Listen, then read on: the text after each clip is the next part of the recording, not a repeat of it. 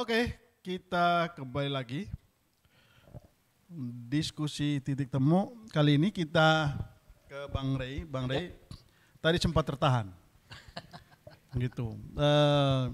Bang Rey membaca seperti apa nih manuver Nasdem?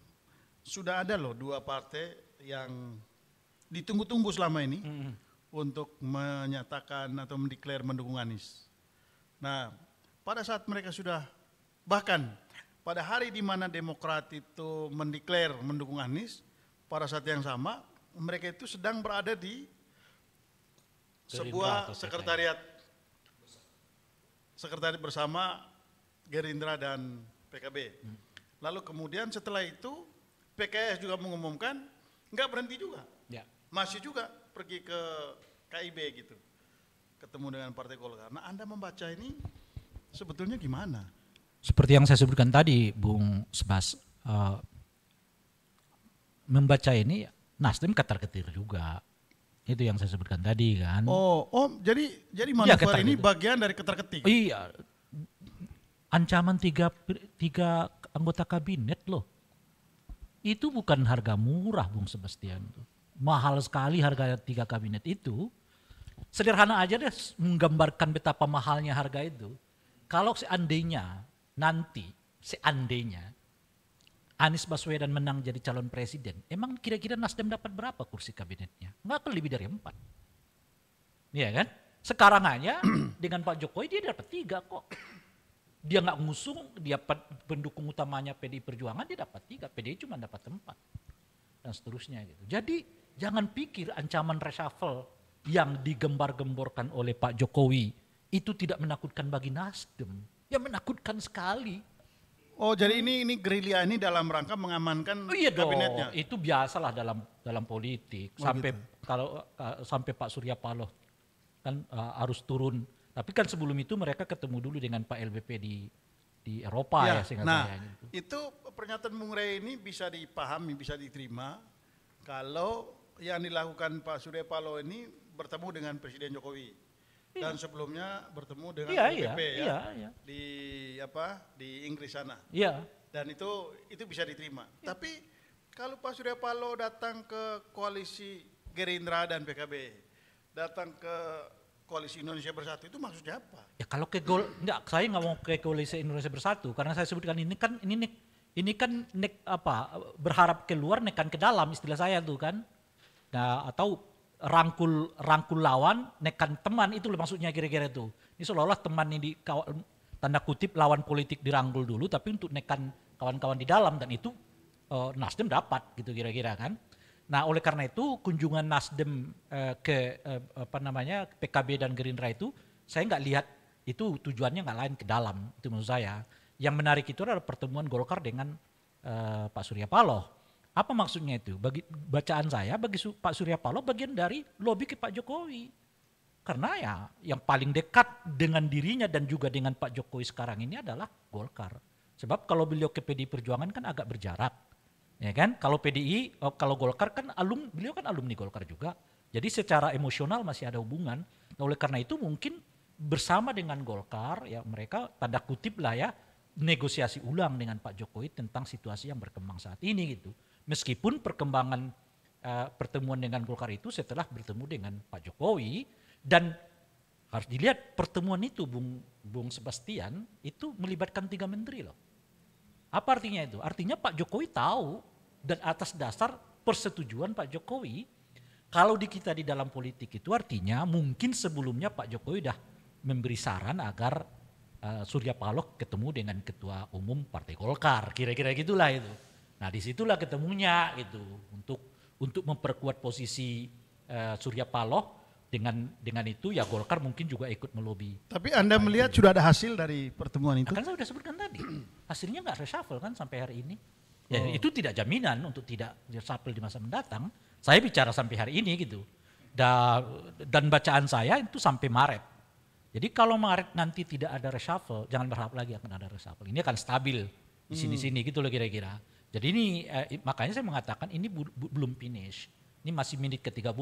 Artinya, Nah, ya kan? jadi Masih tapi ada untuk 60 menit lagi. kesimpulan sementara Bung Ray ini berhasil nih. Oh ya, Efek sebentar. dari Sudah benar. Makanya manuver itu berhasil. saya mengatakan 3-1. Terus secara internal, Menekan. menurut Bung Ray itu berhasil juga menekan Oh iya Demokrat dong. dan PKS. Iya, iya. PKS tiba-tiba kan. Buktinya menekannya gimana? Ya, inilah yang selama ini dikeluhkan oleh Nasdem. Mengapa dua partai ini belum juga mau deklarasi soal Anies? Nah, setelah mereka anjang sana ke Gerindra dengan PKB, Pak Surya Paloh ketemu dengan Golkar, malamnya buru-buru. Saya mengatakan itu buru-buru karena itu jelas kelihatan tanpa persiapan kan. Ya kan, buru-buru menyatakan PKS mendukung. Ya bahkan itu baru dari Istanbul gitu ya. Iya, bahkan mengatakan kita langsung Kayak buru-buru. dalam keadaan genting. Genting dan seterusnya itu. Gitu. Dan oleh karena itu kita mengatakan dukungan. Nah, kalau bacaan saya, Bung Sebastian, jadi Pak Jokowi dapat 1, Surya Paloh dapat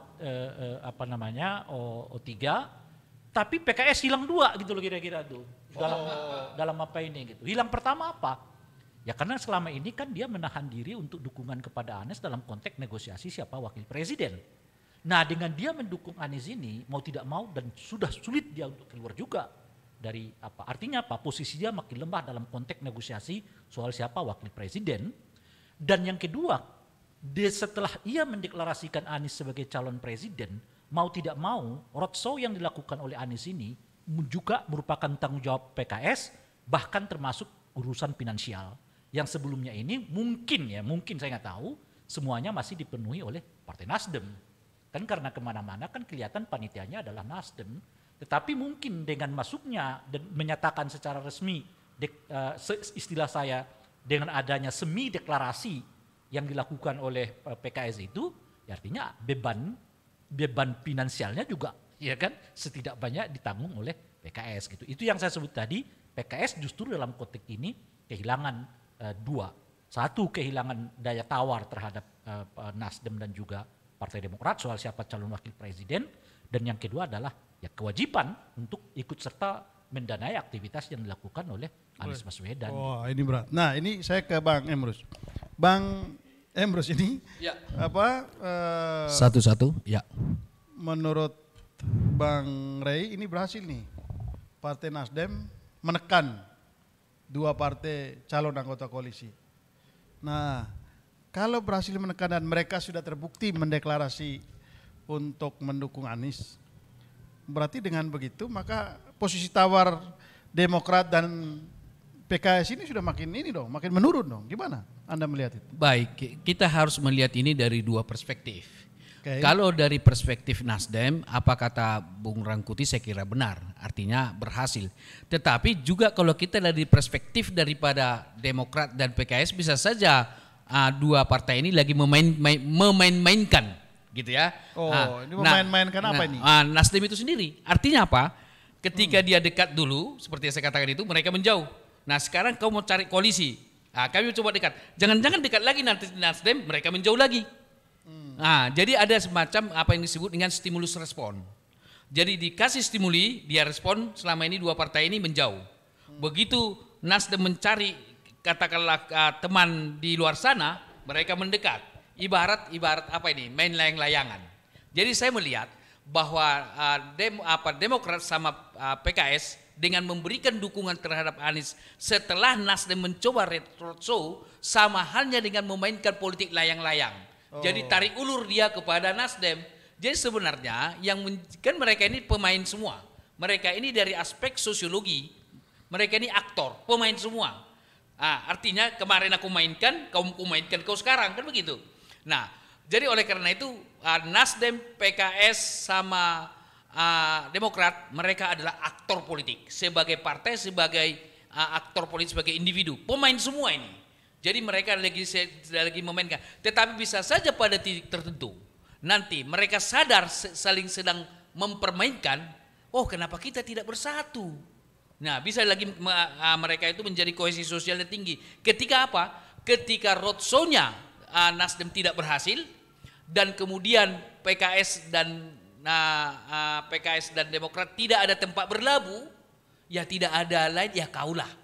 Kira-kira begitulah. Ibarat orang jatuh cinta ini. Jadi karena nggak ada lain, ya jadianlah kita lagi lah, kira-kira begitu. Jadi artinya cinta itu, mereka itu cinta memang bukan karena dibangun sejak awal, tapi karena tidak ada pilihan dari pihak eksternal, mereka terpaksa saling mencintai satu yang lain. Karena apa? PKS sama Nasdem tidak laku ke partai lain, sementara Nasdem mencoba roadshow tidak ada respon yang positif, ya mereka lah jadinya menikah, nggak ada pilihan. Kira-kira demikian. Jadi posisinya sebetulnya di antara tiga partai ini sedang saling menyandra. Saya kira dalam politik bisa terjadi begitu. Jangankan tiga politik, antara partai yang tidak mencalonkan pun sampai sekarang, mereka cukup kursi tapi tidak mencalonkan, itu biasa itu di dalam politik, ada jebakan-jebakan gitu, saling sandra satu dengan yang lain. Tapi ketika titik tertentu bahwa seseorang atau sekelompok orang atau partai itu tersandra dan sadar disandra, dan dia mengevaluasi dirinya lemah, mau tak mau dia harus merapat kepada yang punya power. Istilah saya Bung Sebastian, ini koalisi paling heboh sebetulnya gitu. Oh gitu ya. Jadi saya mengatakan tiga koalisi ini dengan tiga istilah ya. Koalisi PKS, Gerindra, PKS, Nasdem Demokrat dan dan Nasdem. koalisi perubahan inilah paling sering rapat, paling sering konferensi pers, tapi hasilnya ya itu-itu aja gitu. Iya kan?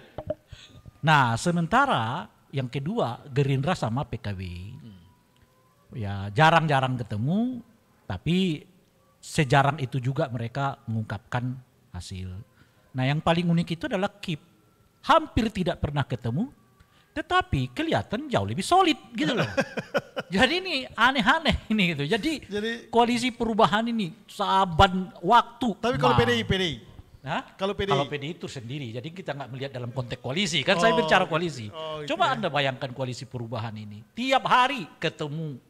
Ya pasca deklarasi ketemu lagi bertiga. Ketemu lagi. Hasilnya ya muter di situ itu aja. Gitu loh. Hanya heboh di antara mereka paling aja. heboh ya. Gitu. Oke, Iya. kita break dulu. Setelah yang satu ini kita akan lanjutkan.